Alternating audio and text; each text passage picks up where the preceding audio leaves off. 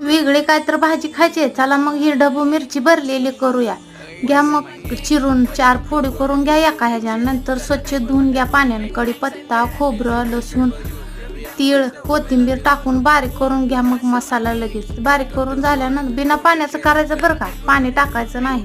आणि नंतर मोठं शेंगदाणं कूट, हळद, मसाले असले तर टाकू वाटलं तर, आणि मीठ टाकून चांगलं कालवून घ्यायचं ते मिश्रण, मसाला चांगला. आणि नंतर ढबू मिरची त्याच्यात भरायचा मसाला, आणि थोडा मसाला राहिला त्यात दही टाकून ती ठेवायचं बाजूला कालवून. भारी लागते बरं का, एकदा करून पहा. आणि लोखंडाचा तवा तापाय ठेवला, तेल, जिरं, मोहरी तापलं की लगेच जिरं मोहरी टाकून ढबू मिरची टाकून घ्यायची. आणि नंतर ते दहीचा मसाला बी टाकायचा, चांगला हलवून थोडंसं पाणी वाटायचं शिजण्यापुरतं. 15 ते 20 मिनिटात शिजते. भारी लागते बरं का ढबू मिरची, एकदा करून पहा भरलेली ढबू मिरची.